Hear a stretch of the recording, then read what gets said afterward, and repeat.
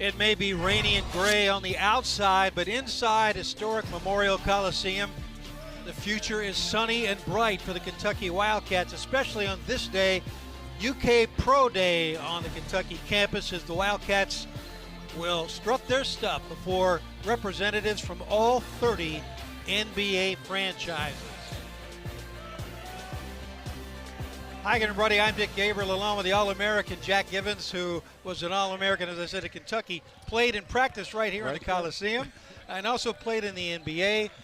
Jack, this is a big day for these guys, but on the other hand, a normal practice day. Well, Mark Pope's going to do all he can to make it as normal as possible. I get it, but for the players, they see all of these teams represented here. Everyone has that desire to be on the next level. It's going to be awfully hard to stay normal. We talked to Mark Pope prior to Pro Day. He told us it's going to be, as we said, a regular practice. You see they've already warmed up, practicing skills, drills, defense, offense, 5-on-5. You'll see all but 2 Wildcats there, shooting practices, and the scouts will just take a look at what they've got from these Kentucky Wildcats, and there's a lot of talent. Yeah, the scouts are interested in the skills and drills part of the practice. I'm more interested in the 5-on-5 because I've been able to sit through a lot of practices, and those 5-on-5 situations have been very contentious. They have been very aggressive. Guys are really going at each other. That's the part I'm looking forward to. Well, these are the guys who are going at it, and as Jack said, they have been going at it in practice. The word Mark Pope keeps using is competitive. A lot of the folks around here have seen Jasper Johnson, of course, the young man from outside of Lexington over in Versailles who played at Overtime Elite. You get your first look at the young man from Croatia. You also get a good look and a first look at Jalen Lowe, the point guard from Pitt. He'll be a key to this Kentucky team. True freshman Braden Hawthorne, Malachi Moreno, we saw win a state championship over in Scott County for Great Crossing High School. So we get a chance to check out a lot of these Wildcats for the first time. But as Jack said, he's had a chance to see them in practice. And as I said, Jack, this young man will be a key. Jalen Lowe out of Pittsburgh. Well, you hope this is going to be his team. If it is, that means he's getting other people involved. There's going to be a lot of fun for Jalen Lowe. He is going to be a real key, as point guard spot usually is. What I've noticed in practice, and you'll notice today, Kentucky has 2 of the guys who are projected to be their best 2 players possibly. Otega Oweh, and then, of course, Jaden Quaintance. Neither of those guys have really been able to work out. Quaintance is doing a lot of individual stuff. Oweh has finally started to go up and down the floor with this team. He is slightly getting into the 5-on-5 stuff with contact. He's ready to go. If he had to go, he would be ready. But the question is, why would you rush him when he's had a couple of issues with his foot? Give him time. That's the thinking of Mark Pope and his staff, but he'll be there soon. Yeah, and he is going up and down the sideline as his teammates have gone up and down the floor in drills, working on that conditioning. And there you see the Wildcats getting loose, just regular drills. Jaden Quaintance, that's him with the sleeve on his leg. He suffered the torn ACL about 24 games into the season last year.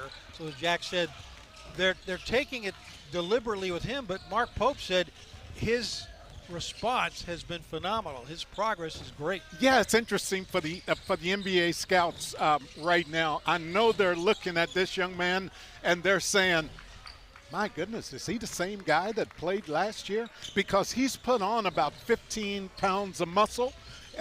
He is a different player, although he has not worked out. And if you look at his body, it's not that 15 pounds. It's not fat, man. It's muscle.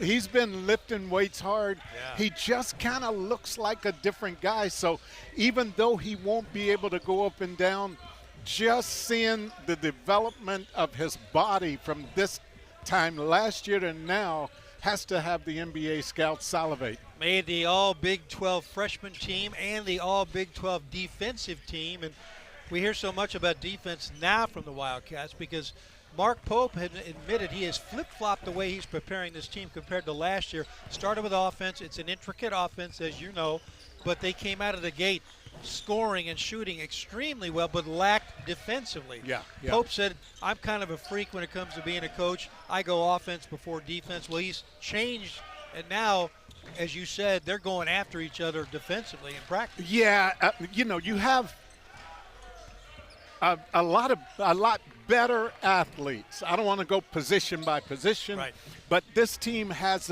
and you're seeing one right there, Denzel Aberdeen, just a tremendous athlete.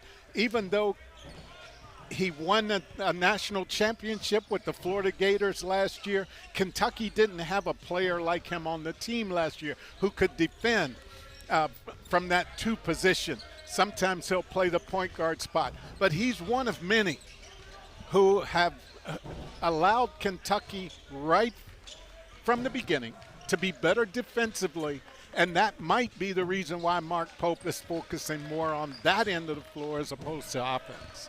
And there's a coach talking to young Malachi Moreno, who, again, a defensive presence, and Pope said there are times you'll see where you'll say to yourself, this guy needs some work, and other times you'll say, where did this guy come from? He's incredible. Well, what I like about this young man, Malachi has taken advantage of the added minutes he's gotten early because Jaden Quaintance hadn't been able to work out.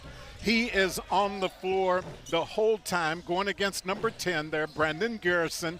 Brandon has that experience, but I have been pleasantly surprised with what Malachi Moreno has done in practice thus far. You look at him, and I'm from his hometown. I watched him play in high school. He looks like a whole new person. And I might say that a lot tonight, but he has put on another 15 or 20 pounds of muscle. He has been in the gym. But what you will see with him is a lot more aggressive player, especially around the basket. Well, last year at his high school, really the last 3 or 4 years, he has deferred to his teammates. He's a humble guy. He's all about his teammates. When you talk to him, you've got to work. As you know, you've got to work to get him to talk about his game. He'd rather talk about his teammates, and he did that as he led Great Crossing to a state championship. And they had more than one really fine player. It was more than Malachi. But down the stretch, when the championship game was on the line, he took over. And that's something that he's learning here at Kentucky. Yeah, I liken him to Amari Williams from last year. And I think back to this time last year, and I asked Mark Pope about Amari Williams, and he said Amari is a typical big man at this time. He has gone through his whole career being bigger than everybody else, and sometimes these big guys are afraid to go hard because they're going to hurt somebody. They feel like they're going to hurt somebody. And as Amari Williams made progress through the season, I asked Mark a little bit later, and he said, yeah, Amari now, some people he likes and some people he don't. He'll be physical with some by the end of the year, and I look for the same progression with Malachi. And Amari also, not to interrupt you, but Amari also had to figure out what he could get away with defensively and not be called for cheap fouls. Yeah, but the point I'm making is that he didn't like anybody he played against by the time he left last year. That's good. And it showed in his game. It showed in the fact that he was drafted. Nobody thought he was going to be drafted into the NBA. And I look for the same progression from this young man. He has shown a lot thus far. He's going to get even tougher. And he was indeed drafted. He was the 46th player taken overall, Amari Williams, by Orlando, and immediately traded to Boston. But, yeah, it's going to be fun to watch Malachi Moreno, McDonald's All-American, Mr. Kentucky basketball, and tried out for the USA Basketball Under-19 national team. Suffered a minor injury, so had his tryout cut short. Jasper Johnson made that team and won a gold medal. But Mark Pope got to go out there to Colorado, Jack, and watch those guys and work with those guys. So that was bonus time. Yeah, I asked Jasper about why he made the decision to come play for Mark Pope. Because, you know, he was being recruited by everybody in the country. Yeah. And he said the thing that, and I kind of got this through, we have the same barber, although he has a lot more hair than I have, as you might be able to tell. Yeah, I'll give him the edge. But his dad said one of the reasons he picked Kentucky was because Mark Pope came overseas somewhere to watch him play. No other coach was in the gym. Mark Pope was the only college coach that flew all the way across the water to come watch him play. And his dad said, if he cares that much about my kid, he needs to come to Kentucky. So, and to just point him out just a minute, Dick, as I've watched him progress, he has improved mentally when it comes to playing the college game. He has improved more that way than he has even as a basketball player. I remember in the summer when they first came in, the first couple of weeks, this young man came in and he was playing as though he had to do it all. On every time he touched the ball, he was like, I got to show this guy I can play. I got to show this guy what I can do. Well, he has gotten to the point where he understands that by making other people look better, his other teammates, sharing the ball, using the screens wisely, hitting the guy as he makes the move to the basket, he's learned that, man, this is what makes me look good. Not me patting the ball all the time and throwing up shots from three and over my head, behind my back, and all of that stuff. So mentally, he's a different player right now, and this has only been 3 months. I'm flashing on a conversation I had this summer with Kyle Macy, your former teammate who played a season with the Chicago Bulls. And I will invoke the name Michael Jordan. I'm not saying this kid is the next, but it reminded me of what Kyle told me. Kyle played with Michael early in his career, and Kyle played with Michael the night he had 63. Yes. And Kyle had 7, so they teamed up for 70. That's right. That's right. He said Michael really became Michael when he began to trust his teammates more, when he felt like he didn't have to do it all. Yes. Like that night, he felt like if he didn't score, they weren't going to win. So it sounds like that's what Jasper's doing. He's trusting his teammates. Very good point, Dick. And that, in a nutshell, is the improvement in his game thus far. He's better as a basketball player than I thought he was. I didn't get to see him play a lot in high school because he left the area, but that is definitely a way he has gotten better. He was an outstanding player at Woodford County High School, led the Yellow Jackets to the Sweet 16 his junior year, then went off to overtime elite. But he also, Jack, had to say goodbye to football because he was a really good quarterback, and you know his dad played in the NFL. Dennis, we covered him here at Kentucky, and Dennis was a little bit disappointed maybe that Jasper chose basketball over football, but his middle school coach, Coach Mobley, told me during the Sweet 16, he said, I told him when this kid was in middle school, that's an NBA player. Yes. And that got his dad's attention. Well, and his dad was smart in that he did not make him stay with football. I mean, and sometimes you want your kid to kind of walk in your footsteps. Sure. But he was smart enough to know that this kid has a unique basketball IQ and a unique basketball ability. So he allowed him. I say allowed. He did not get in the way of him staying with basketball. Right. Average 20 points plus for overtime elite, hit 40% from beyond the arc. He will be expected, though, Jack, to be a shooter, not just a shooter, but a maker on this team. You know, as I've watched practices, Gabe, one of the fun things that I've gotten to see when we're talking about Jasper, just about every day, unless they're playing on the same team, just about every day he's been matched up against Denzel. And Denzel, being the veteran that he is, being the vet, he has tried his best. Denzel has tried his best to punish this young man every time they go at each other. Now, you hear me say that, and you might think, now, that's not very nice. Well, basketball is not about being nice. Basketball is delivering a message every time, especially when you're going against a guy. So Denzel Aberdeen has worked out against that young man, Jasper Johnson, every day in practice. And I can't tell you how many lessons Denzel has taught that young man already by going at him and going at him hard. And it has helped both players, no doubt. We'll step out. It is UK Pro Day here at historic Memorial Coliseum. Dick Gabriel, Jack Evans, back in just a minute here on SEC Plus. Welcome back to coverage of UK Pro Day. This is what happened here in historic Memorial Coliseum earlier today.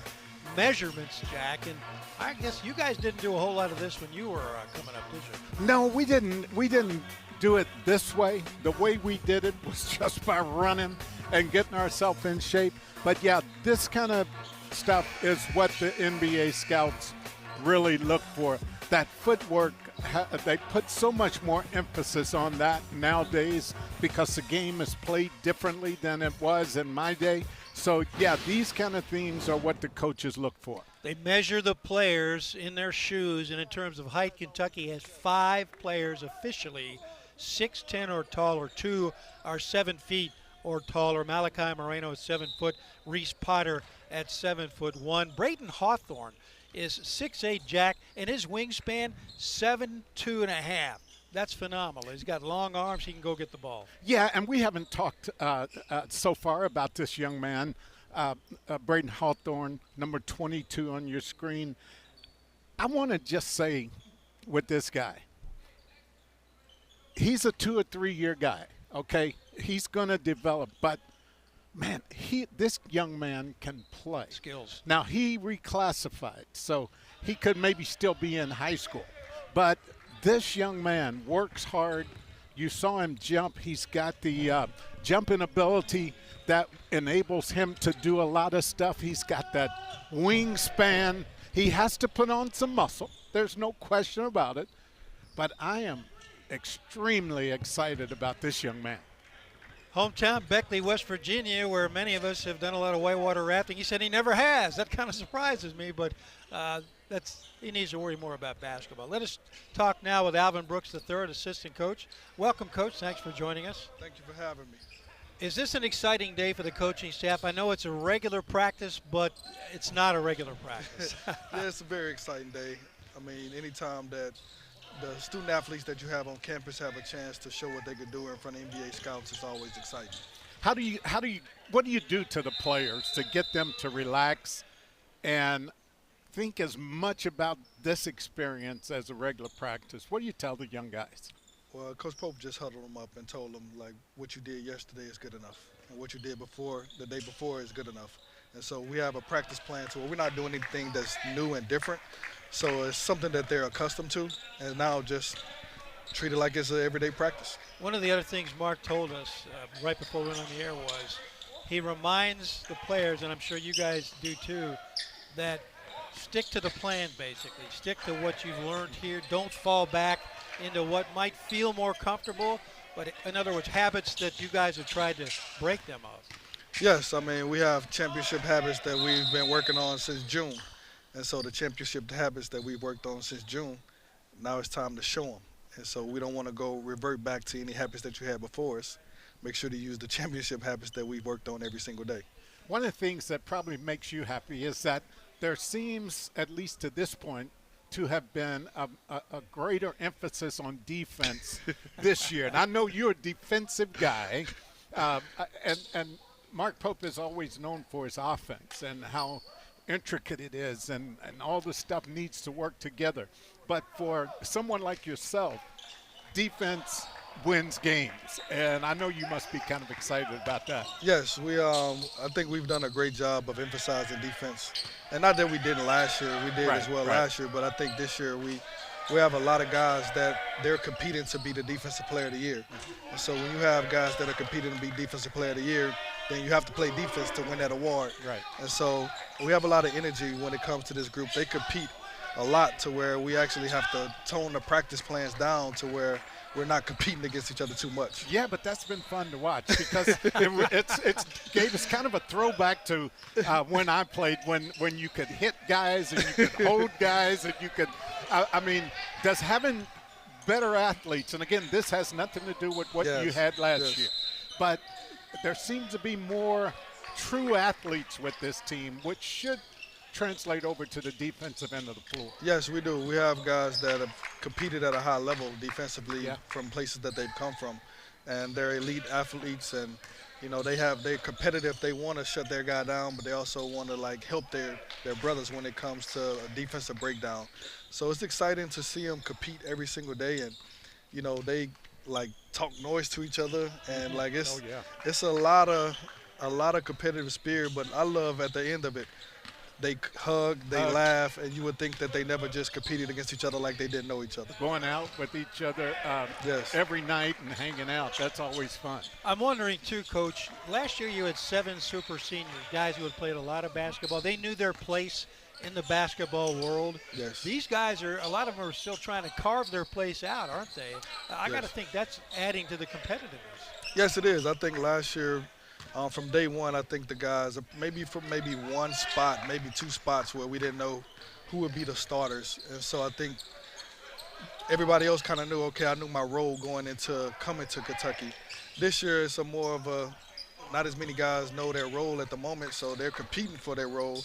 And I think because of that, we have a lot of competitive practices. And, I mean, from top to bottom, this may be the deepest team I ever been a part of. Wow. And so I think, that shows the talent that we have, and now they have to show it. Well, you were part of a staff that won a D1 national title at Baylor, a couple of JUCO titles.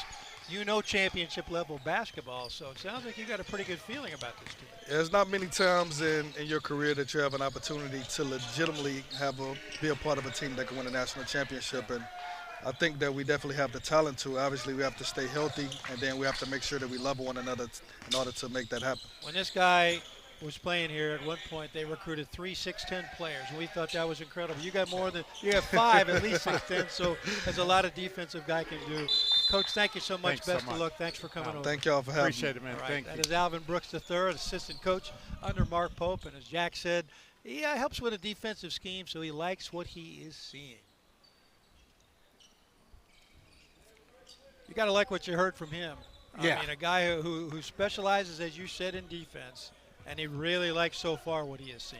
Yeah, the thing I talked to Alvin a lot about last year during the course of the year, it was pretty amazing to me, Gabe, that he and the other coaches, and I think it starts with the coaches, they were able to get these guys thinking on the same page so quickly. I mean, it was pretty amazing to me that a totally new team, I mean, I'm talking about all the pieces, nobody had played together, but early on they came together at some, I mean, I don't know how they did it, how the coaches did it. Maybe this guy would be able to help us, Coach Fox, but you got in on the end of that. How important is it to have all the guys on the same page and really, as Alvin Brooks said, loving each other, working together, and really sacrificing to make the other guy look good? Well, it's really important. It's really the secret sauce that separates you as a team. And in today's era, when guys come in and they're maybe here 1 year or 2 years and there's so much turnover, for instance, last year with every player being new, I thought that Coach Pope did an unbelievable job developing that chemistry, forcing these guys to spend time with each other and with the coaches. And ultimately, that secret sauce becomes the separator in chemistry in those tight games. You worked as a head coach at 3 different schools. You worked as an assistant all over the country, 324 career wins.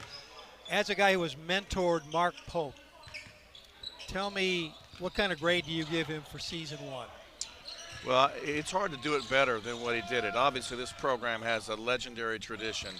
But if you look at what he walked into with nobody on the roster, I thought that he healed the fan base. Everyone was excited. I thought that he put together a team last year that could play how he wanted to play. So I think he did a terrific job. And I think this is a hard job. This is a harder job than probably anyone realizes. And he's done an amazing he's had an amazing first 18 months, if it's been that long.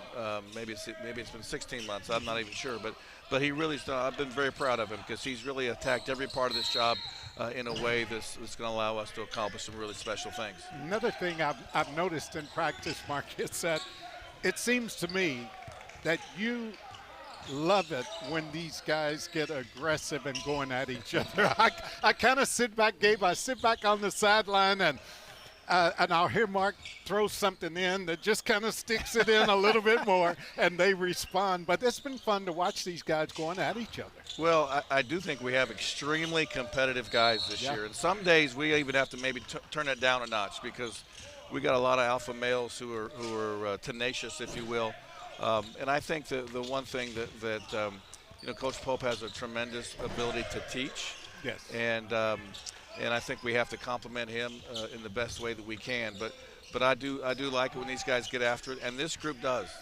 This group can win at both ends. I think we've got to keep getting better, but out of the gate, we've been really impressed with their tenacity. You knew Mark Pope when he was a freshman at UW, the University of Washington, and again, your paths have crossed, so many times. But did you see future head coaching timber in Mark Pope? Because he wanted to be a doctor for a while there. Well, he was an unbelievable player. He was a very committed player. He would have been a great doctor, but he probably wouldn't have been as good a doctor as he is coach. Yeah. When he decided to coach, I told him, I said, listen, you're going to have to learn to do every piece of this operation and within a program because you're going to be in charge of one relatively quickly, and you need to understand what everybody's role is. And he rose like a rocket ship. And what I think he's done great is he's taken a lot of people along with him, and he helps elevate every one of these kids' lives on and off the court. Were you his first phone call when he decided to get into coaching? Do I remember that right? Well, yeah, he worked for me for 1 year at Georgia. Right. Picking up towels, right? No, he likes to say he picked up towels, but right. I tell you what, he contributed a lot, to the X's and O's, his experience. What was your as a player. reaction? Did you say, what?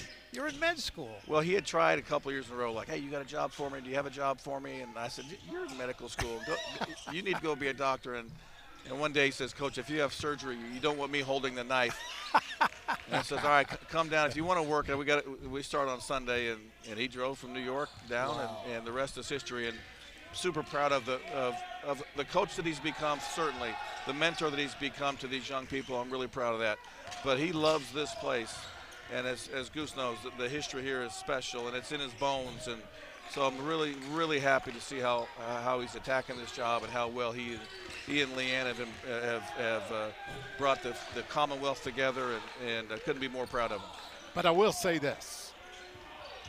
Regardless of how good he is, and he is going to be one of the best ever, I think it's important to have a Mark Fox on the bench with him, a guy who has been in those situations, those tight games at the end, and had to make that call as to what defense or what offense. I've seen you two interact, and he really looks to you for your point of view in those kind of situations.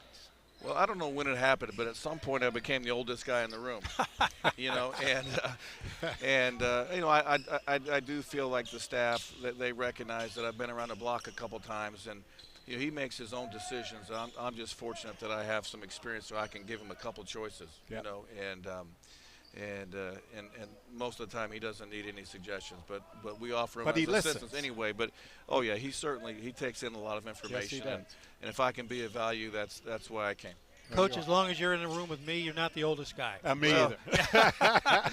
Goose has that blessing of looking young, though. That's He does, right. doesn't he? Yes, he does. Yes, All he right, does. Coach, thank you so much. Best of luck this season. Hey, thank you, for guys. joining us. That's Mark Fox, assistant coach, and we'll come back with more from UK Pro Day at historic Memorial Coliseum. Get better today, get better today, get better today. This is a test. Like this is the Mount Rushmore of distractions here at the University of Kentucky. Yeah, Colin! What you got, Cam? What you got, Cam? You good? Yeah? Feel fresh? Yep. Ready to run all day? Let them see it, huh? Yes? Cam, how you doing? I'm gonna call you Downhill Cam. Let's go. You feeling good? Yes. Have fun tonight, okay? Do your thing. A little taste of what it's like to play for Mark Pope and get that kind of encouragement. He'll be loud, but doesn't necessarily blow your ears off, does he? Well, it's interesting, and he is so different in that regard than I think every other coach we've had here. They've been verbose, they've been loud, they've been They've never held back on their words. But here's one thing that's interesting when it comes to Mark Pope and how he relates to the players. You won't see him get loud, get mad, if you will, very often. But the times I have seen him get to where you think, that's not Mark Pope I know and love. I mean, that's not Mark Pope. The few times I've seen him get to that point, Right. it's like every guy on the team refocuses. It's kind of more by less. He won't get that way very often, but when he does, every guy on the team stops whatever they're doing and they give him 100% focus. He makes his point, and now let's move on. You think that, and this is not a knock on anybody who's coached here, certainly not the man who coached you, Joe B. Hall, had so much success, but that's the way it was done back then. Adolph Rupp did it with biting sarcasm, but after a while it becomes kind of white noise. You know, you just tune it out. I had Dirk Minifield tell me that he would tell the younger players, you know, if he's yelling at you, you know, make him come get you, Yeah. you know, and that kind of thing. So you just have to learn to handle it your way, right? Yeah, I mean, everybody's got a way. I was fortunate, Gabe, that I learned from a guy by the name of Kevin Greavy. Oh, yeah. We guarded each other in practice, and Coach Hall would just jump Kevin Greavy, and Greavy would tell me on the free throw line we'd be shooting, Goose, don't listen to a word he says. And that's kind of the approach, because it does get to be one of those things that's in your ear and you want to tune him out.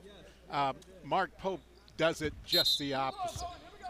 Well, whatever he's doing, it worked last year. It worked at Brigham Young. It worked at Utah Valley State. But look at the accomplishments from last season, including, look at that balance. 6 players averaging 10 or more points per ball game. They hit a lot of threes, reached the Sweet 16 for the first time since 2019, and silenced the critics, Jack, who said, well, Mark Pope's never won a postseason game. Yeah. You know, he's never won a game in the NCAA tournament. Well, they made a pretty good run. Yeah, and I look at those numbers. If this team can get 6 guys averaging in double figures, Wow. this team will win a bunch of games. And I think it's important because a lot of people, as you see these guys going up and down the floor, they look at Otega Oweh, and you think about it, he averages 15 points and 5 rebounds a game, and a lot of people think he has to get up to 20 points a game and say 8 rebounds. That is the furthest thing from the truth, and please don't think that. What he has to do is get the exact same numbers he got last year, because if he gets the same numbers, that means those other 6 guys, 5 or 6 guys, are averaging in double figures, which means now you're averaging in the mid-80s again. And then if this team does defensively what they're capable of doing and holds teams to around the 75 points a game mark, it's going to be a very successful year, Gabe. It's going to be fun. And you've seen Jasper Johnson launching a couple times. Jasper is left-handed. Yes, There I have like been that. some pretty good left-handers here. You mentioned Kevin Greavy and Tom Parker, pretty good left-hander. I believe you were left-handed. I shot him And you still both are. hands, man. I like to score too much. Yeah, that's true. This is Lowe, Jalen Lowe, taking it all the way in. And he is an interesting guy. And, you know, Mark Pope gave a really fascinating answer on Media Day about analytics. One of the first questions was, you know, when do you know, or how do you know when to ignore them? And I'm paraphrasing. And he said, you know, that happens all the time. You know, you use analytics, but you sometimes have to know when to basically use your gut or use what your eyeballs tell you. But also they can scout a player using analytics, and he was one of them. Yeah. And he did not shoot the ball. I know Kentucky fans who liked that Kentucky got him through the portal, but didn't like the way that he shot the basketball in terms of percentages. But Mark said they studied the analytics, and he basically took difficult shots from difficult spots on the floor. But when you're carrying a team as a point guard, aren't you sort of forced to do that? Well, what you're forced to do a lot of time, Gabe, yes, those things that you mentioned are true. But the other thing you're forced to do as point guards is to take shots when the shot clock is running out. Exactly. You know, the ball with 6 seconds on the shot clock just seem to find a way back in your hands, and you're out at the top of the key, and now there's 4 seconds on the clock, and you're trying to chase the defense away, and the defense is coming at you. Now it's 1 second on the clock because you can't find anybody to throw it to, so you have to put up a shot, and that is not a high percentage shot. So he had to do a lot of that last year.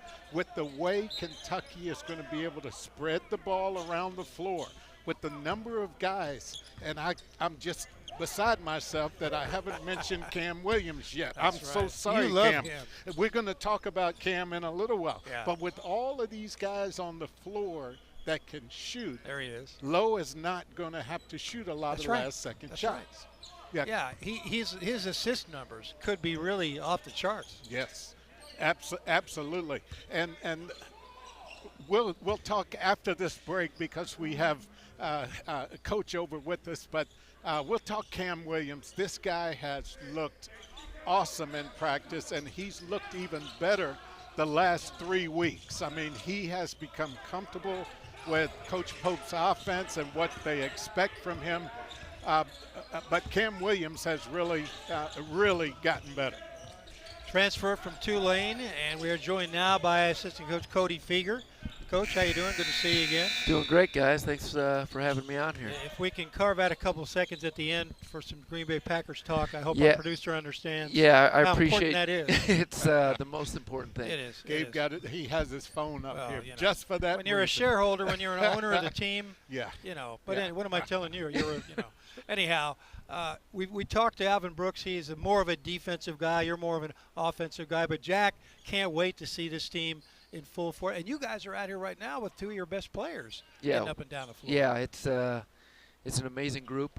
A lot of fun to coach, and yeah, we don't have Ortega or JQ practicing right now, and it's competitive, and we got a high level team we're excited about. But in some ways, with Ortega, for sure, you know what you got. Yes. I mean, yes. so it's a little bit easier not having him out there. JQ, you know what you got, but you don't know how he's going to blend with these guys yet. But you're getting to see some other guys who may not have been able to get the kind of minutes had they been here. Exactly. That's been fun to see some of these other guys develop a little bit. Where Ortega, he's going to be such a huge factor for our team on the offensive side and the defensive side. So it's been good to see guys get development in different spots, and we'll kind of see how this thing goes forward because it's going to be competitive. The younger team this year. Last year you worked early on offense, then defense. You flip-flopped that schedule. Is that a concern of yours? Not necessarily, but we're going to spend time on both, right? Yeah, but not necessarily. We want to spend a ton of time on defense. We want to be the best defensive team in the country, and we also want to be the best Coach offensive also team. said this could be the most mobile team, meaning cutting to the basket, which fans adore when that works. I assume you share that optimism. Oh, yeah. No, these guys are high-level cutters, and they got great hands, and our bigs are great passers. Malachi is different than Amari, but he can do some of the same things that Amari did. Wow. Not as mobile as Amari was, like full court, bringing the ball up at times, but Malachi's got a high ceiling. He's a very talented player, and he's physical, and our bigs are good players, so we're excited about that. Another way he's like Amari Williams is you don't want either one of those guys taking that shot with 2 seconds on the shot clock. That's one way they Not for three, for sure. They are right now. very, very similar. But I do like, Cody, I like watching the coaches like yourself because it's fun to figure out, I don't want to say what role because you do it all, no question about that. But if you had to think, man, here's where I really help this team, what ways would that be? I would say consistency every day. Guys know what they can count on. Going to tell them the truth right away. And if they got questions, I kind of know. I got the best feel for Coach Pope. Been with him for so long. Lucky to be with him for so long. Just so the guys, I think, understand it, whether it's our players or staff. Well, again, you've been with him for 10 years. You might know him better than his wife, and anybody but his wife and kids. But what is it? And we just showed the accomplishments for the team, the staff from last year, and it was really impressive, obviously, given that you started with a blank slate. But what is it that has made him the head coach that he is today? Because Jack and I were talking about this yesterday. When he was announced, people kind of responded like he was a newbie. He had already been a head coach for 8 years. That's a lot of decision making. So what do you think sets him apart? I mean, he was here at Kentucky, so he gets it.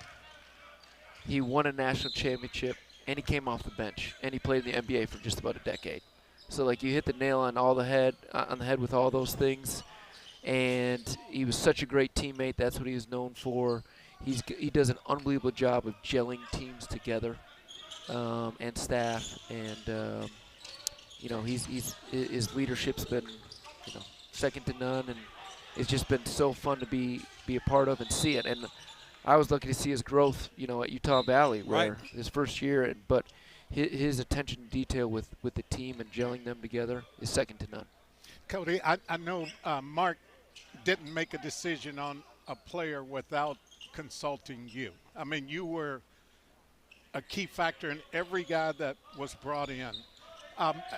My question would be, because you know what you had coming in, have there been any surprises? I mean, have you looked at, say, a Malachi Marino and say, man, this kid is better than I thought he was? Have there been any of those kind of pleasant surprises for you? Yeah, honestly there has.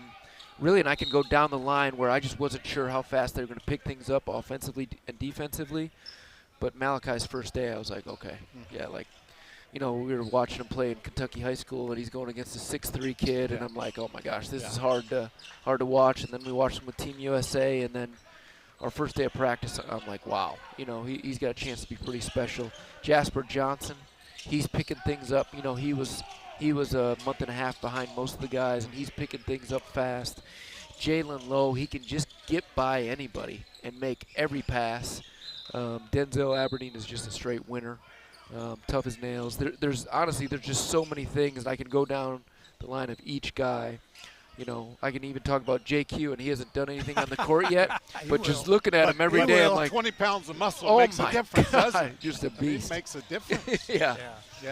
I'm glad to hear you say that, because I've been, I'm blessed to be able to watch practices, and I've thought the same thing about some of the players. Man, this guy's better than I thought he was. Yeah, I feel that about, like, Mo Diabate. We're like, we'll see exactly what he can do, and he just wins everything. He grabs every rebound, and he's just tough as nails.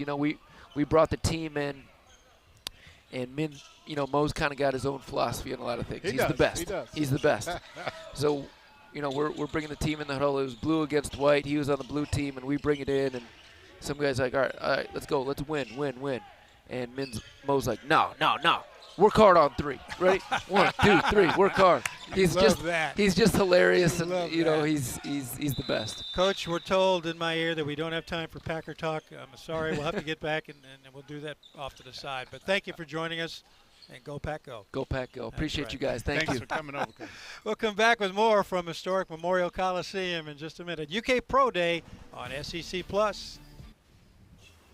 It's been a busy off-season for these Kentucky Wildcats as they have met their adoring public. Community service really important to Mark Pope and the Wildcats. They visited the Ronald McDonald House, the Hope Center. They served meals there. They visited the folks in London whose lives were torn apart by tornadoes. The Lexington Rescue Mission. They spent time in hospitals talking to UK fans.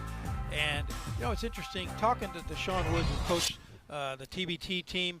And he loved the fact, and of course Sean lives here, but he loved the fact that a lot of the guys who came back really learned to better appreciate what it means to be a Kentucky Wildcat, where they didn't realize it as much when they were playing here. I got to think that this bunch doing this kind of community service really helps drive that home.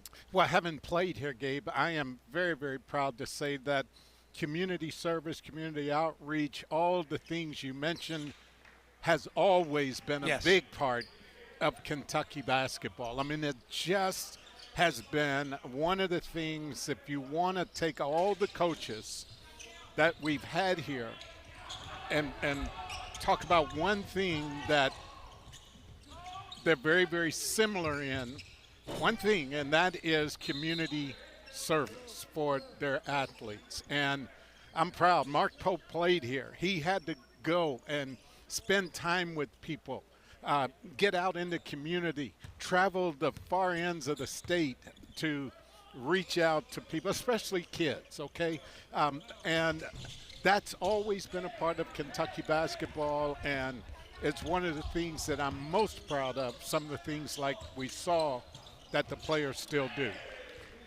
You talked about Cam Williams, and this is a guy who is a native of Louisiana. Again, he started his career at Tulane and started 28 out of 33 games last year as a freshman and had 14 double-figure games. So the Green Wave leaned on him, and a 40% shooter from beyond the arc, but he was one of, if not the first guy in the portal saying, I want to be a Kentucky Wildcat. Yeah, man, this guy, and just like with us tonight, it's easy not to talk about him until you look at the stat sheet and you see Cam with 14 points, and he's got 6 rebounds, he's got 2 steals, he's got 4 deflections, and you think, my goodness, man, this guy did a little bit of everything. Well, he's been that way in practice, Gabe. I mean, when I saw him early in the summer, I was kind of shaking my head a little bit because I'm like, God, he's been out there for 3 minutes, and I didn't even know he was on the floor. But now, from that time to now, there is never a time when I don't know he's on the floor. And the thing that I think about, and I heard Mark talking to the group before one of the practices a few days ago, Cam Williams leads everybody in practice in rebounds. A lot of those rebounds are on the offensive end of the floor, so that leads to a dunk for him because he's long. He jumps out of the gym. He shoots the 3 as well as anybody on this team. If they can find a way, if we look late in the season and he's averaging 8 to 11 points, again, this team is going to win a lot of games because he brings that kind of just effectiveness to the floor. So I've loved watching this guy play. You know, he's one of my favorites already. Oh, you mentioned him yesterday in that. practice, yeah. But I'm looking forward to seeing how he develops and what he brings to this team. Oh, there you see number 33, Reese Potter, and those two guys have something in common. That is, they, from afar, watched what was happening here. Of course, Reese Potter is from Lexington, so it's kind of ingrained in him. But they saw what was happening here in the first year under Mark Pope. That's what makes this transfer portal class interesting, in that they could study. They could see, how's this working out? How's this Mark Pope guy? What's he doing at Kentucky? They had to rebuild a team, and oh my gosh, they won 24 games and went to the Sweet 16. I think I'd like to be a part of that. Yes, yes. Well, the thing I'll say about Reese, because I've watched him since he was a middle schooler, okay? Right, I mean, it's hard to miss, wasn't he? Well, he was, because he's a big dude. But I've watched him, and the improvement, and I'm going to go just from the time he left Lexington Catholic to what I see now in practice, and he had a couple of really, really good seasons up in Ohio. But he is a guy who continues to work hard. He loved Kentucky basketball from way back. His mom and dad love him and love his basketball playing, and they go to about every game they went to in Ohio, and of course every high school game. But he just wanted to come home. Right. And I love the kids who do that. Yeah. I don't know how much he's going to play. I know he's working hard every day in practice, like he's going to get all the minutes at the 5 spot. But I'm looking forward to seeing him play as well. I had him on my radio show the day after he committed, and he said, I just want to help the team get better. That's right. And you saw the list of transfers. You mentioned Denzel Aberdeen earlier, won not just a national title, SEC tournament title for Florida. And Mohamed Diabate 2 years ago helped Alabama get to the Final Four, so these guys can draw upon those experiences. Yeah, and I'm looking for a guy like Mo to help this team be better on the defensive end of the floor. Now, the thing that I want people to understand about Mo is if there are 8 guys going for a ball, whether it's a rebound, whether it's a loose ball, if there are 8 guys going, he's coming out with the ball. Just understand that. If 5 guys go for a rebound, he's getting that rebound, okay? He is that kind of guy, has a knack of being around the basketball. I'm glad to see him where he is now. He's a veteran, okay? And early in the summer, he was kind of, I don't want to say going through the motion, but he looked like a vet. He's like, well, I know I've got until October to be ready. Saving his energy? He's saving his energy. Well, right now, man, he's landed on the line every play. And I knew he would. But he's one of those players that you just want to have on your team. Ask Oweh what playing against this guy is like, because he's one of the few who was able to shut down Otega Oweh last year. Well, you saw he had those 6 double-doubles. 4 of those came in SEC play, Jack. They weren't cheapies. That's right. He knows how to play. Yeah. He doesn't look to score big numbers. He's not going to shoot a bunch of threes, although he made pretty good percentage when he did shoot them. But he wants to just help this team win. It was funny you mentioned him coming out with the ball, because it seemed like whenever I was watching Alabama, whether it was playing Kentucky or not, at crunch time, when the Crimson Tide needed somebody to make a play, it was him. He makes the play. Yeah. Yeah, and when I look at guys like Mo, I look at Mo as though I had to play against him. I would be guarding him. Uh-oh. Even worse, Gabe, he would be guarding me.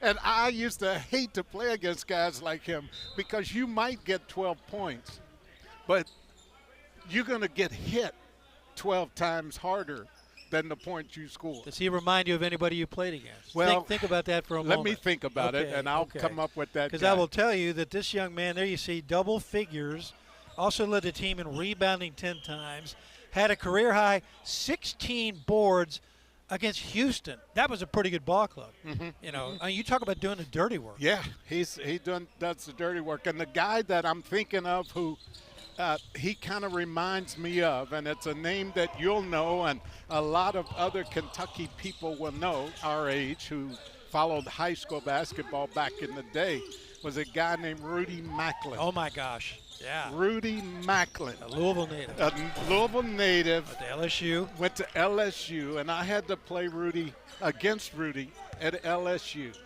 And, man, he's built like Mo. He's got the long arms like Mo. He shoots the ball better than Mo. But Rudy Macklin would stick me, man, every second I had to play against him. So, yeah, he reminds me a little bit of Rudy Macklin. Interesting. See, there are just so many interesting stories that will develop off this team. And, I like the fact that when they brought the players in to talk to the media earlier this summer, really late spring. By the way, Gabe, real quick. Yes, sir. Okay, this drill they're running right now, I don't want them to stop, but and you can make your point.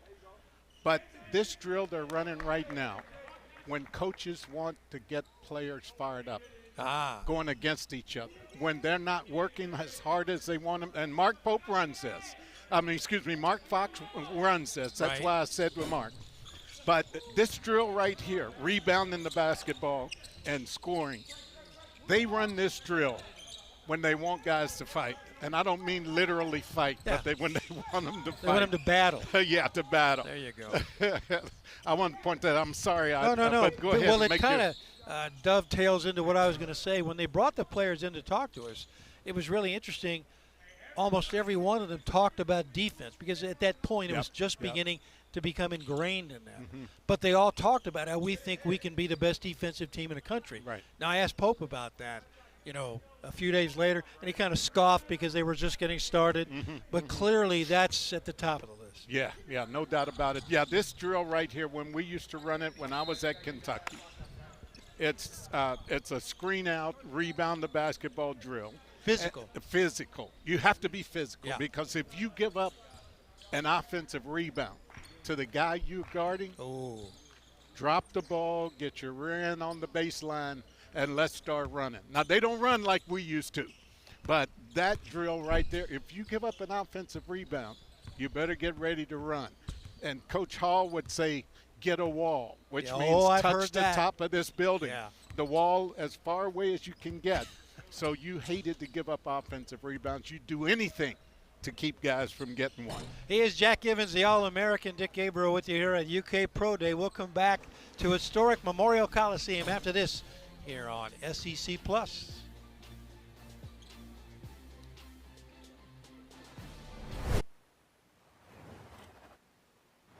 Good catch, BG. Way to catch first, BG. Finish it, finish it, finish it. Hey, let's go, kid. I love it, J-Lo. Oh, that's butter. Woo! But just get the body, release, and then throw it. Just see if you can manufacture that space against a 7-1 big, okay?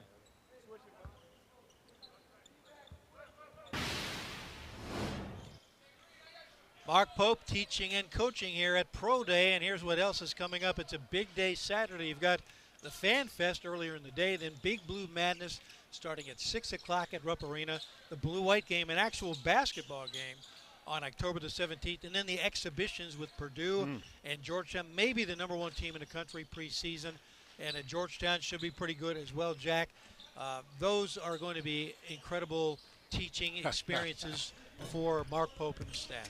Well, nothing against Transylvania, but it's a little bit different exhibition game than we might have against Transy or one of the other colleges that we have had some exhibition games against. It's going to be a little bit different going against the #1 team and even Georgetown.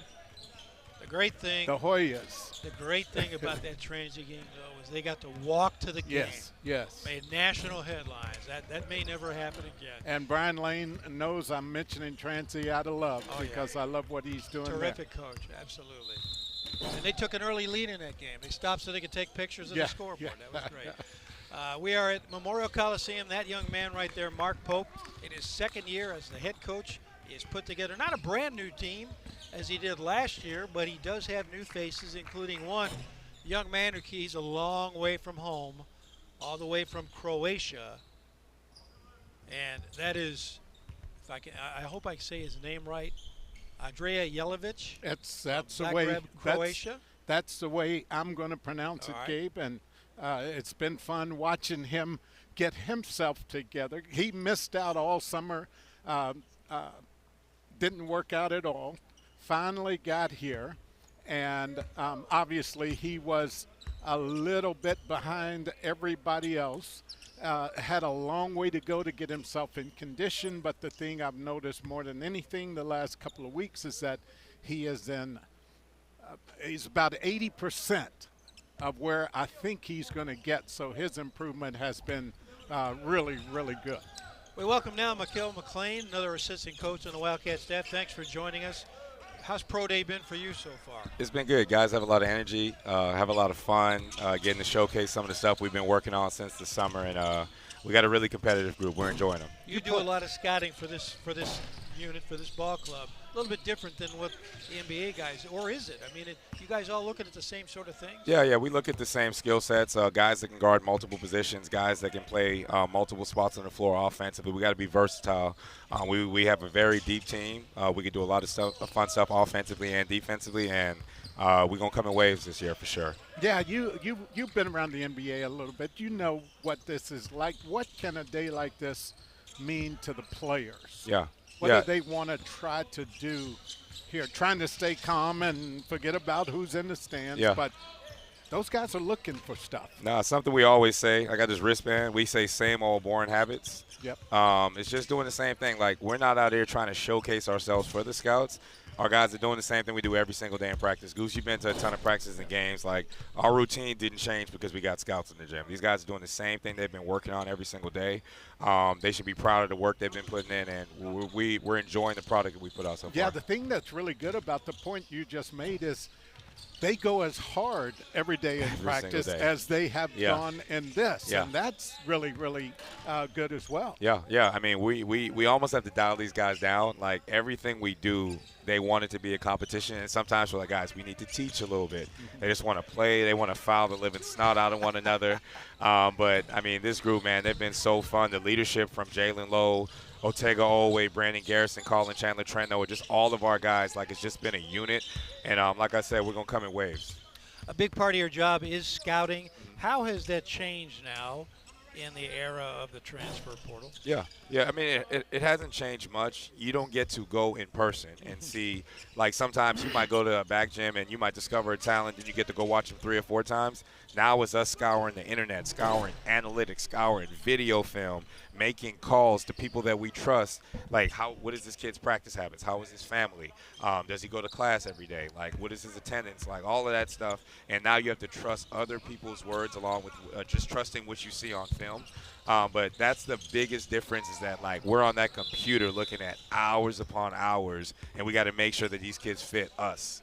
I want to go back a minute, because every coach we've had over here has the same theme. Has come up with every one. Yeah. We have to dial them back a little bit, because and I bring that up because so often you're trying to get a guy to give just a little bit more. Come on, give me a little bit more. Yeah. But as competitive as these guys have been against each other, it has to be somewhat rewarding to be able to say, man, these guys are going to kill each other. I got to get them back a little bit. We always say the practices are going to be so much harder than the actual game. I mean, like yesterday, for example, we had pro day today. Yesterday was supposed to be a lighter day to keep these guys fresh. It wasn't. And these guys are literally trying to fight one another. Yesterday was supposed to be a lighter day? Yesterday was supposed to be a lighter day. I got to watch that practice. Right? Yeah. I mean, guys are diving on the floor. Guys are climbing over each other's backs for rebound, blocking shots, talking trash. And we're like, guys, relax. Back down I mean, they cannot wait to play against somebody else, man. But it makes our jobs as coach. We never have to dial these guys up. You know what Mark Pope did when he was playing here. Yeah. But I don't know how often you've heard him talk. He talks about it to us all the time. And I produced a documentary on that 96 team. So I heard every player talk about how tough practice was. Yeah. And, in fact, 5-on-5s, when Pitino would tell them we're done, no, we want to play one more. Oh, yeah. Because the team that lost didn't want to give up. Oh, yeah. You know. Oh, yeah. And Mark is making it sound it's not quite that talent level, but in terms of the competitive nature, similar. Yeah, I mean, we legitimately have 13 guys that are good enough to start at a lot of high major programs. That's a great problem to have. Like, for example, our first practice in Rupp about a month ago, Denzel Aberdeen, we're playing, and we finish our 5-on-5 segment, and Denzel's like, we're done? He's like, I want to play some more. We're like, no, we have practice again at 6 in the morning tomorrow. I don't care. I want to keep playing. We come back at 6 in the morning. He's ready to go. We go back at 4 that afternoon. They're ready to go. And it's not just Denzel. It's everybody, man. Like the freshmen. Like Jasper Johnson loves to hoop. Malachi Moreno loves to hoop. Brandon Garrison loves to hoop. We have a bunch of guys that basketball is. We have 3 guys that literally walk around with a basketball to class every day. They walk around with a basketball to class. I did not do that. Come on, Goose. Goose, we went to the golf. Goose, listen. We went to the golf course 2 months ago for a team retreat. Right. Jaden Quain's had a basketball on the golf course. Oh, man. He's driving, not very good, just like I'm not, and then he's dribbling his basketball around the range. Come on, man. The only part of basketball that I would like to see on the golf course is the hole to be as big as the rim. I wish it was that putts, big. I'm so bad. Because that's what it would take for me to become a good putter. Coach, you worked with Amari Williams last year, and a tip of the cap to you because he blossomed. I mean, he was good when he got here, but he got better. Yeah. Tell me about working with these bigs. I know they're not the same, but within your offense, having a big who can pass the ball. I'm hearing good things about Malachi and the other guys. Yeah, no, I mean, Amari had the talent beforehand. Like, let's not get it twisted. Amari was a great passer before I got here. He could do a lot of stuff. We just unlocked him because the system kind of unlocked him. But Amari's leadership passed on to Brandon Garrison. Guys, if you guys can see the way Brandon Garrison is leading this group with Jaden Quain, Malachi Moreno, Reese Potter, sometimes when the fours come together, like, Brandon Garrison has a unique skill set. He's not quite the passer Amari is, but he's almost there. Malachi Moreno has had practices where he's finishing the week 10-2 assist-to-turnover ratios, right? Our guys, once they figure out the system and they get comfortable in it, now the avenue opens up for them to be able to attack and be aggressive offensively, right? So all of our guys, they're learning how to attack and be aggressive in our system and impact winning. Speaking of Brandon Garrison, because he's on the screen right now. Yeah.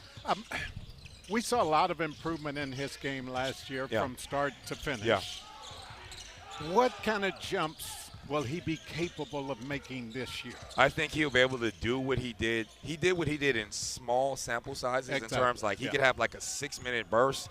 Like Duke early in the year, we were down. Brandon Garrison had a 4-minute burst where he took over the game.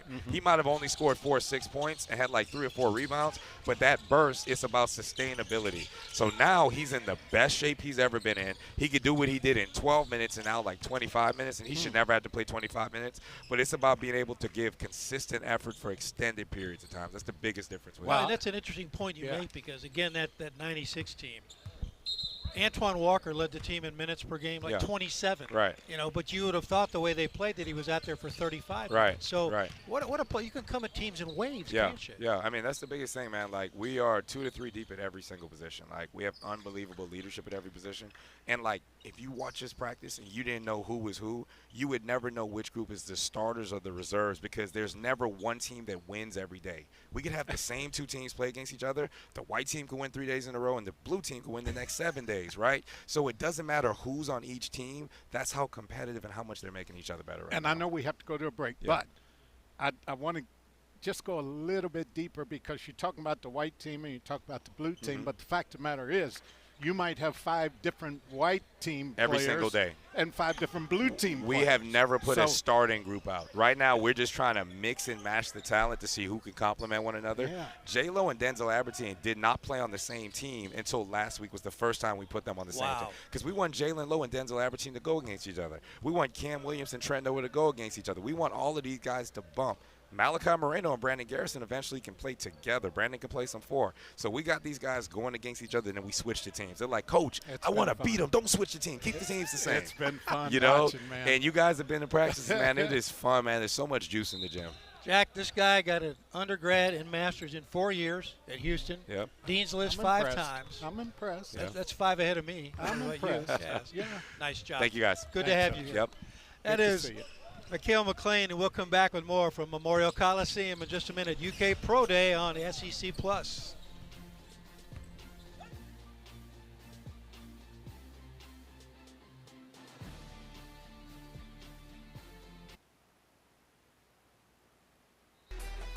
All the Wildcats in this building would love to be where these guys are now. Wildcats in the NBA, including that young man at the bottom of the screen, Shai Gilgeous-Alexander.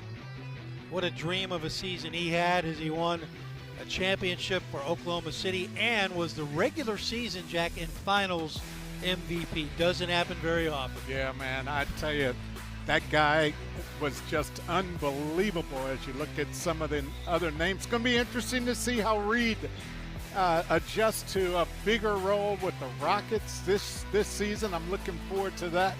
I love seeing Amari Williams' name up there, man, because he's one of those guys who had to work hard to get there, Absolutely. and you just feel good about him being in the league. Ty Washington, I hope he's 6. He is the guy who holds the single-game record for assists at this university, 16.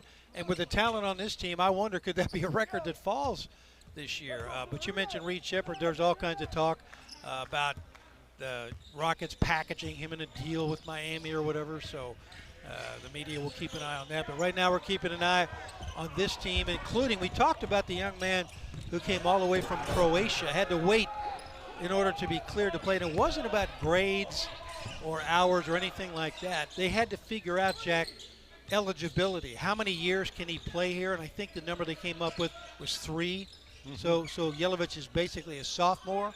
But he told us at Media Day his conditioning is almost where it needs to be, trying to figure out this offense. But he's got the physical skills to where he can blend right in. Yes, he's going to be one of those players, and you just kind of know he does some things naturally that you just know as soon as he gets where he wants to get condition-wise, those flashes that you see are going to become more and more longer sustained, and that's going to be a fun thing for him. I think he is, in addition to everything else, he's wanting to be coached. He's wanting to get better. He's closer here in this country to the NBA, so he sees that light at the end of the tunnel. So everything this young man needs is right here in front of him.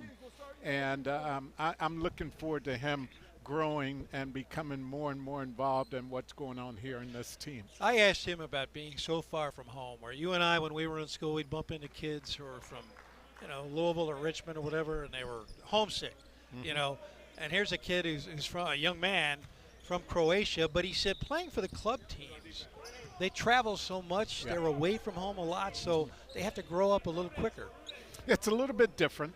The thing that I worry about more than anything is probably because I'm a dad,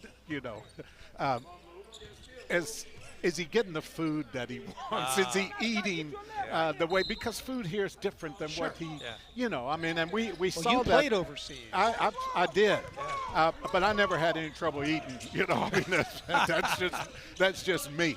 But I know with Big Z, you remember he was here and he had issues with the food, and sometimes you just need mama's cooking. You just need a good meal, and that what. You just don't get that here necessarily. So those are some areas. Yes, being away from home is tough. And I traveled playing pro ball and overseas and, places like Italy and Japan. 12-hour time difference and trying to know when to call home and when not to. All of that stuff you have to adjust to. Well, if you can't eat well in Italy, you're doing something wrong. Well, like I say, I had no trouble. Never was an issue. Yeah. Now, the first time in Japan, when I was playing in Japan, the first time they stuck some raw fish in my face, I about lost it. Really? Oh, my goodness. What, sushi? I was like, man, no, I want my fish fried and filleted, and, I want a crappie, and I want that. All the stuff that I had here is what I wanted, but no, I'm just kind of kidding some. Yeah. But that is a big adjustment for guys going that far away. And I'm glad we saw Trent Noah kind of drift into the picture there. Look, I wish I could talk long enough about how good Trent Noah has looked in practice and how hard he has worked. Without a doubt, he has shot the ball better than anybody on the floor. And the good thing about Trent is I don't care if you put him against a 7-footer who he was matched up against right there, or if you put him against Jalen Lowe. He's going to play equally as hard no matter who he plays against. He was inducted into the Harlan County Academic and Athletic Hall of Fame in May of 2025. And many of you know his exploits in high school at Harlan County High. Finished up as the state's 5th all-time leading scorer. Averaged almost 30 points per game as a senior at Harlan County. 3,700 career points. Led his team to the championship game, where they lost, of course, to Lyon County. And he was terrific. Got to see him in the state tournament.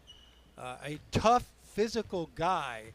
And it wasn't that he was that much taller than the guys around him, but he just played so much bigger. Mm-hmm. And now Mark Pope told us at Media Day yesterday that he is averaging something like 1.76 points per possession. I'm not sure how they break it down, but just some unheard of number. So where he'll fit in, as you can see, he had a career high at 11. That was a huge effort against Tennessee back in February, and fans love him. Yeah, you don't win that game against Tennessee without some of the plays and the points, yes, but some of the other plays he made. But, one of the questions I get asked a lot, number one, what's the starting lineup going to be? And I'm like, which day are you talking about? What starting lineup? That's one of the questions. Another question is Trent going to get the minutes? Yeah. And my response to that is it's going to be almost impossible to keep him off the floor.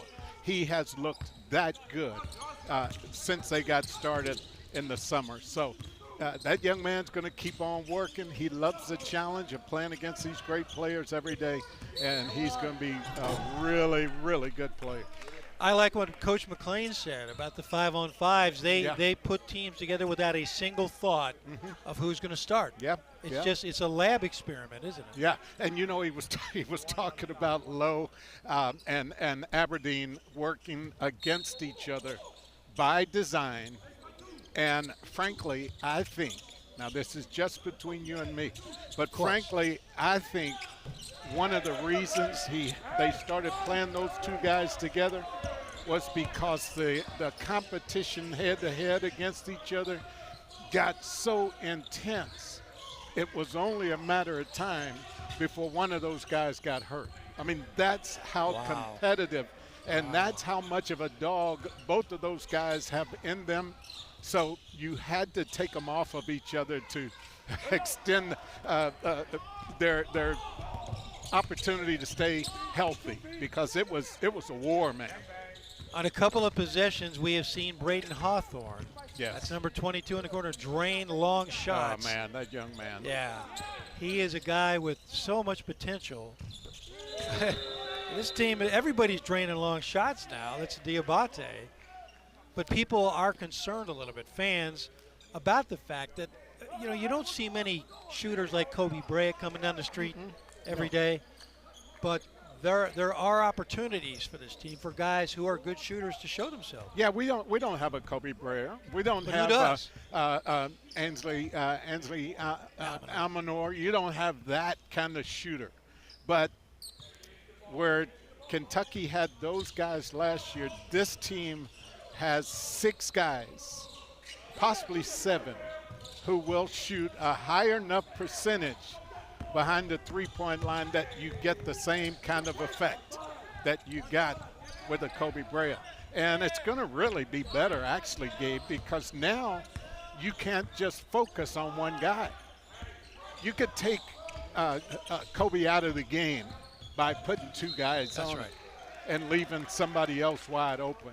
You do that this coming season, and somebody else is going to burn you on the weak side of the floor. And by the way, as you can see, this is not just a pickup game, not just a drill. There are officials out there, and we had a chance to say hi to the pride of Cynthiana, Brent Hampton, D1 official for quite a while, and the son of one of the greatest pizza makers in all of Kentucky, and Doug Hampton. Don't talk to me about Brent. Talk to me about Doug and his ability to you've make had those the pizza. pizzas, baby. Yeah, exactly.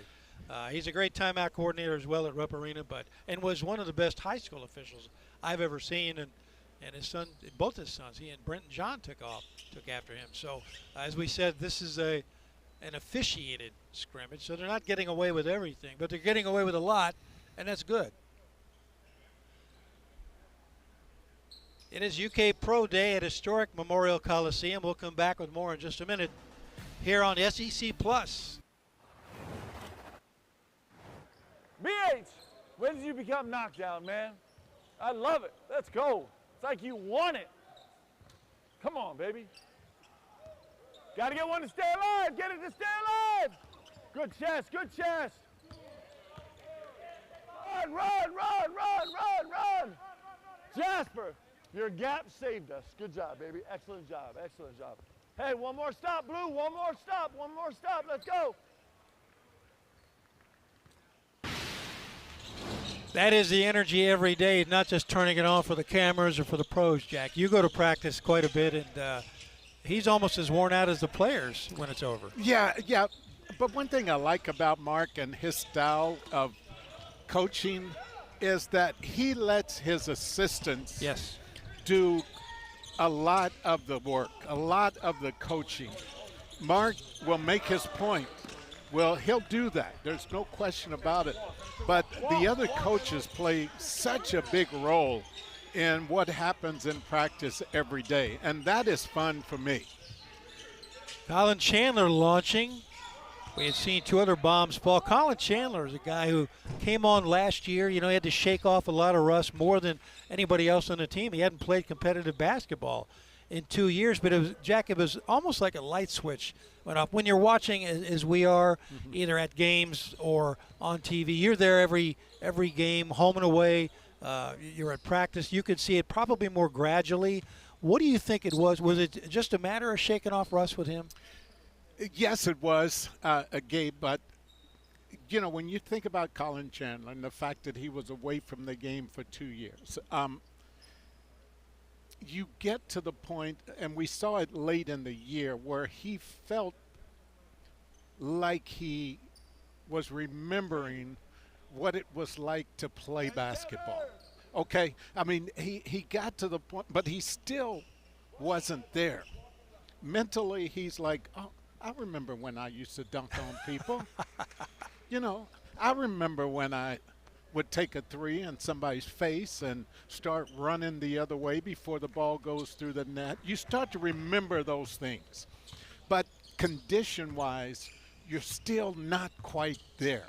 Comfort-wise, you're still not quite there. And if I had to say one thing that's different in what I've seen from Colin up to this point this year to the end of last year, is that the whole package is kind of there now. It never was there last year, even though he made a big push late. The whole package is there with him now. Nice pass from Malachi Moreno to Trent Noah. But yeah, I'm really curious because Colin Chandler will provide minutes at the 1 and the 2 this year. And I know that's a question mark for this Kentucky team. Who's the backup point guard if Jalen Lowe gets into foul trouble or, God forbid, suffers an injury? And, you know, because we all know what happened last year with Lamont Butler when he went down. But Chandler became quickly a fan favorite. But that happens when your shot starts to fall, doesn't it? And you know what that feels like. Yes, yes, it really does, and confidence is a big part of that. But now here is a big thing when you talk about what happens if at that point guard spot. What happens if Jalen gets in foul trouble? Well, Denzel's there. Yeah, but what happens if Jalen and Denzel gets in foul trouble? Well, Jasper's there. He's been running a lot of point guard. Yeah. Well, what happens if all three of those guys get in foul? Well, Colin Chandler. That's who you rotate in there. Yeah. And because this team is so much deeper than last year, you don't want to see any injuries. Please don't. Let's play the whole year without an injury. But there was trouble last year when they did have injuries to, especially in the backcourt. There were some issues, okay? I don't know that you will face the same kind of problems this year that you faced last year when some of those guys went down. Malachi Moreno completes a three-point play. Non-conference games, yeah, they've got them, 3 of them at neutral sites. But look at that run, the gauntlet they've got to run, including a game at Louisville, which in the minds of many right now is a top 10 team. Rick Pitino awaits on December 20th. They're going to find out early what they're made of. Oh, man. I love seeing Carolina on there. I love seeing Indiana on there. Same. I am so happy that that series has started again. I mean, well, we had some of my best games, some of my worst games was against Indiana, man. This schedule, I mean, there were times when people complained about the schedule, but I don't know how you can complain this year, man, looking at all those games. Well, 3 of the games are at neutral sites. I don't care, man. But I get it. you talk about, nice pass again from Malachi Moreno. Yeah. Malachi is going to get some minutes, man. He has impressed. Well, those are games that'll get them ready for NCAA tournament play. I realize they're in November and December, but then you slide right into conference play. And how do you see the SEC now compared to when you played? Well, I think obviously it's as a league overall, it's deeper. There's no question about that. There's more teams who are really, really good. And we had some good teams back in the day, but it's the SEC. You couldn't even consider, with all due respect, a team like Florida winning the national title. No. Back in the day. Alabama goes to the Final Four, then the Elite Eight. Yes. And Alabama had some really good teams under CM and under Wimp Sanderson. Yes. But there's just so much more depth now. Players finding their way, and of course you got the portal and the NIL dollars and things like that. But another thing I like, Gabe, and this is no shot at the coaches who were in the league when I played. But, man, there's some darn good coaches in this league, man. I think every team has a coach who is really good. Yeah. I mean, and I think that makes a difference. And that schools means are pouring money into salaries, into facilities. It's just more important now. Yeah. Back in the day, way back in the day, the basketball coach was an assistant football coach. Not anymore. And there you see what lies ahead for the Wildcats starting in January. And Florida is on the schedule a couple times. You got to go to Tennessee. And, of course, Texas now on the schedule. A visit to John Calipari's Arkansas Ball Club. But you never know from night to night what you're going to get in the SEC. Well, you're going to get challenged. You are. That's one thing you do know you're going to get. Twice in 3 weeks, brother, you're playing the Gators. Yeah, and – we've always kind of played Florida twice, but last year was a year I'm glad we got Florida here and we didn't have to go down to Gainesville, man.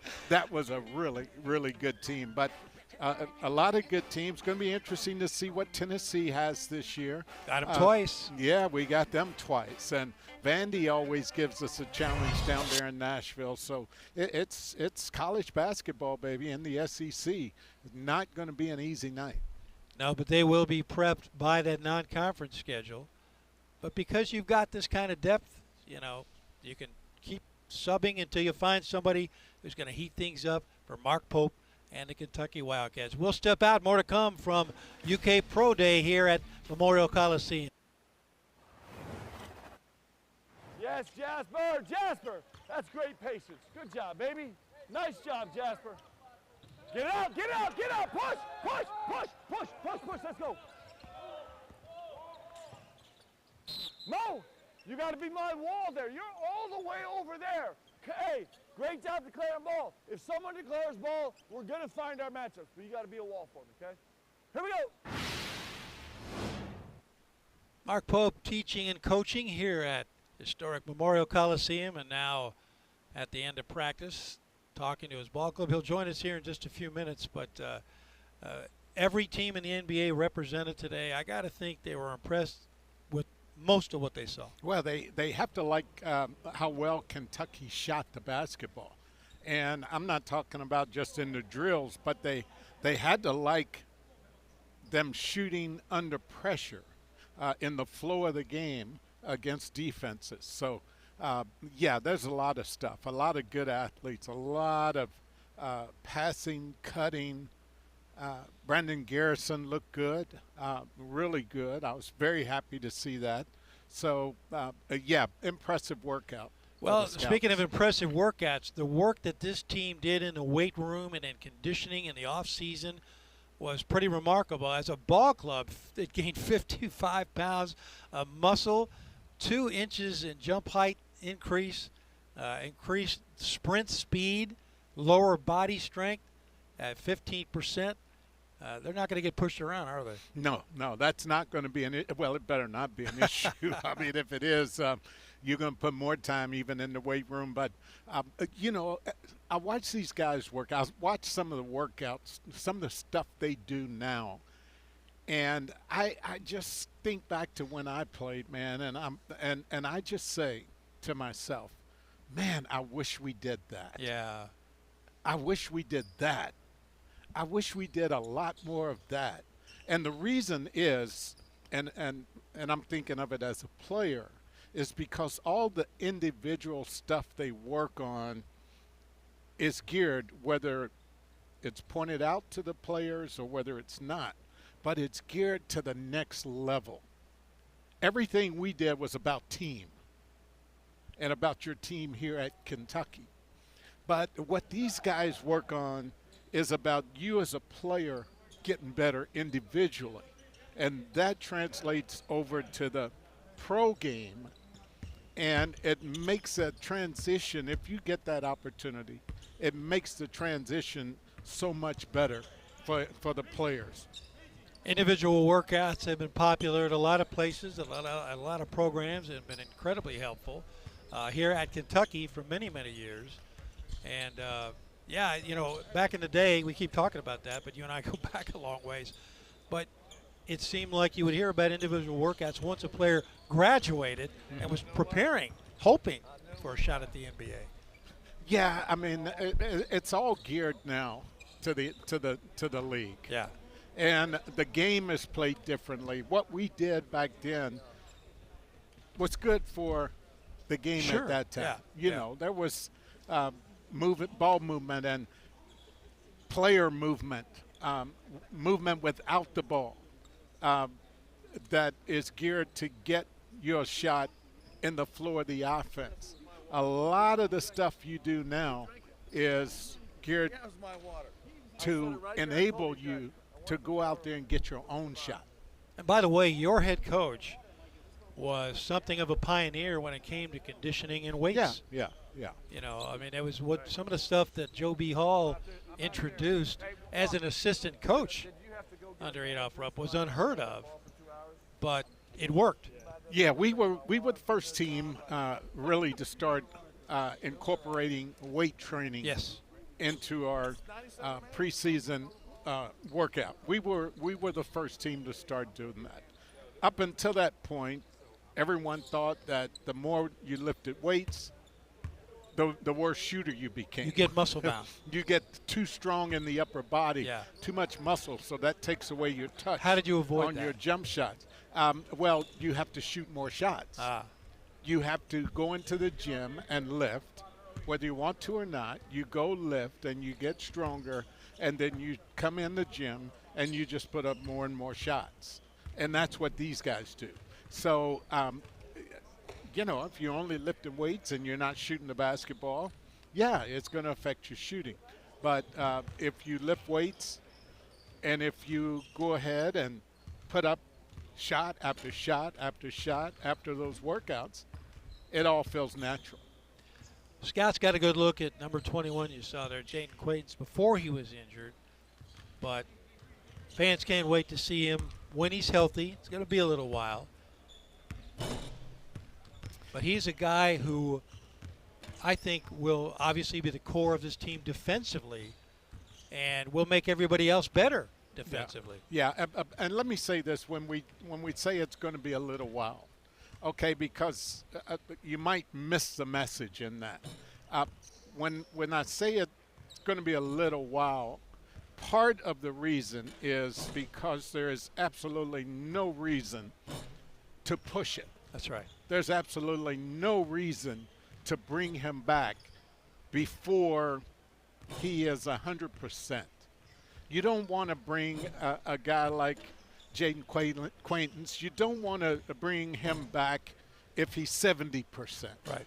No need. So no need to do that. So when you say it's going to take a little time, understand that a big part of that is by design, not out of necessity. It's by design. And the guy who designs it all is Mark Pope. He's joined us. Coach, tell us about today's practice. Thumbs up. Yeah, I like our guys. I thought they were competitive like they always are. And I love that. It was nice because we've kind of had this white team together for a little while, and so they got their first kind of scrimmage-ish win today, which is something we've been looking for. Blue's been dominating for the last 4 days. But I like the guys, man. We got a lot of competitive guys. We have so many little pieces that we can tweak, and it's just a matter of getting to them. The little things we can try. This is going to be an incredibly fun team to coach and cheer for. It took you a while to get that white team put together, man. I mean, one of the things I really like watching practice is all the different lineups you put out on the floor. Yeah. And I know that was by design because you probably wanted to see how this guy works with this one and all of that kind of stuff. But it has to be nice when you can put a different white team on the floor 5 days in a row. What's been fun for me is it's been fun and really challenging is usually I can stack a team and know the outcome. And I've tried for the last 5 days. I've tried to stack a team and get the predicted outcome in practice, and I can't. I've actually talked to the guys about that. Like, we try to trick it up and stack it and who's playing well, let's put them all together, and then for sure the other team raises up. It's just like this is a team with great depth and great competitive spirit, and so it makes this, I mean, I can't wait. Like, it is such a joy to coach this group. Something you talked about yesterday to the media was growth versus achievement. Yep. Is that something that has dawned on you gradually as a coach, or is that something that you've been trying to work into the way you do business? Well, I think that you find words for something you've been experiencing. Like, you find words over time. Right. It's one of the things I loved. I was an English major here at the University of Kentucky, and I had some of the greatest teachers in the world. Dr. Bly, I talk about all the time, Dr. McCracken. And I would go into class, and one of the things I loved about English was I was having, as you did, having these unbelievable experiences and all this stuff, twisted up emotions, everything else. And then eventually you find the words that capture that. And I think this is one of those ideas that we are missing more than ever before now. And it's this idea of like what we're going to focus on every single day is getting better, is growth. And if you do that, then the day after achievement is a fulfilling, awesome day because you're waking up the same day searching for growth. And the other part of that that's great is the day after failure is the same day. You're waking up chasing growth. And if you stack those days day after day after day and don't get distracted by the fickleness of achievement or the temporariness of failure, then where you end up is somewhere really, really special. And I don't want my guys just to do that in basketball. I want them to learn that in life because that is a life principle. And so our guys are trying to learn that as a team. They're trying to learn that in each other. They're trying to learn that in their lives, in school, in their social life. And it's something I believe in. You know, we are all about chasing growth. Achievement will follow, but it's always going to be a focus on growing, getting better, learning more, and the humility and curiosity that are the foundation of that. To your point there, the fickleness of achievement, you just talked about, and a little while ago, you talked about stacking a team. Yep. What is the reason then for stacking a team? Yeah. What are you looking for when you put those guys out and you want to know the conclusion before you even get started? Well, so actually, interestingly enough, we were just trying to see if we could do it. Like, could we actually put a team out there like this team is definitely going to come away with a win? We haven't been able to do that yet, which I love. You know, I think Jasper was talking yesterday in the media about iron sharpening iron. Right. And that was my experience here. That was my experience at Kentucky in such a huge way. Is, you know, we've talked about this for 30 years, is that our practices were so much harder than games, like almost, you know, with very few exception. And we felt like our second unit, and I say this because I was in the second unit, felt like our second unit probably could have been a Final Four national championship team. And so I got to play. Think about this, guys. I was coming off the bench the whole season, and got drafted and got to play almost a decade in the league because I grew so much every day going against, you know, first-round lottery picks, and I love that for our guys, and that again is a growth idea. And so it's good for our guys. It keeps the gym salty and a ton of joy and really competitive. We talked to Coach McClain about just that, and I mentioned the fact that when you were here, and you know, you spoke to us when we put the documentary together. Everybody talked about 5-on-5. You guys didn't want to stop. Patino might say we're done, and you say no, we're going to do another one. And you're seeing that here, aren't you? We actually ended up there today. We ended up in our transition drill, which wasn't great today. We've been regressing a little bit the last week in transition, which is a curious thing for us as coaches. But we actually saw that today when I tried to call it. The guys were like, no, we got to finish this. We got to get a winner. That, I love it. I love it. It's just we have so many guys bringing that juice. You know, one of the ringleaders of that for sure is DA. He just he loves to compete, and he loves it. He's not scared of it. He wants the moment. He wants to go play. Mo Diabate wants to compete. We have so many guys. Colin Chandler wants to compete. It's pretty fun. Yeah, frankly, I'm glad you brought Denzel up, Yeah. man, because I watched him at Florida, obviously. And I didn't know. I mean, I know he was valuable, and I watched enough of Florida to know that when he comes on the floor, they don't drop much. I mean, even with the starting guards they had at the level they were. But that guy's better than I thought he was. Yeah, he's good. He's really good. You know, he's at a 1.18 points per possession right now, which is a big jump from where he was at Florida. He's shooting 47% from three in our first 2.5 weeks of practice. He's actually improving his 2-point percentage, which is an area of real growth for him. His assist to turnover is taking a massive jump. This summer he was, in the 25, 26, 27%. Now he's down in the low teens, to 11, 12, 13%. So he is really growing as a player. But he's a dangerous player. He's really skilled. He loves to compete. He just wants to compete. He makes me nervous watching him, man, play. He takes some of those guys, man. Yes. And he makes me a little bit nervous, man, because he goes at it so hard. Yes. Coach, we'll let you go with this. What does it mean to you as a guy who's lived the dream?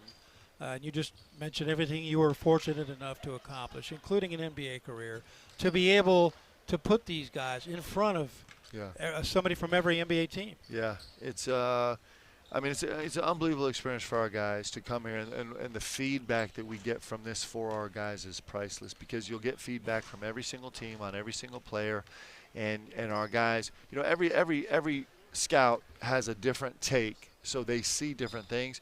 But usually when you get all 30 teams represented, then you get some trends, and that's really powerful for our guys. It's something to pay attention to. It's a way for us to kind of give one more data point to how we're trying to grow and develop our guys. And it's an incredible experience for our guys to yet again have a chance to be in the gym and be undistractable, to be focused on what they're doing right now and to learn that skill and not being distracted by anything else that's going on around them. And this is right with distraction. I thought our guys were terrific today. Coach, thanks for coming over. Congratulations. Appreciate y'all. Appreciate you. Thank you, man. That's going to do it for another UK Pro Day here at Historic Memorial Coliseum. There's a good look at a guy who should a lot of these guys should really excite people. Jack, I know you're as excited as I've seen you in a long time. Yeah, I mean, I like to see teams grow. I like to see individuals grow, players, and these guys are here, Gabe, for a reason. And the main reason they're here is they're here because they want to. That's one thing with the transfer portal, because there are 100 other schools they could have gone to. And when you have guys like Denzel, guys you're looking at on the screen, when you have those kind of guys and they're here because they want to be. And that is the thing that I like most about the state of the game now. It'll be here before long, the Wildcats with a couple of exhibitions, and then they start playing for real, and we will have it for you right here on the SEC Network. Thanks so much for joining us. For now, for our hardworking crew and my partner, Jack Givens, I'm Dick Gabriel. Madness comes up Saturday on SEC Network Plus, 6 p.m. Eastern. That's it. Good night from Lexington on SEC Plus.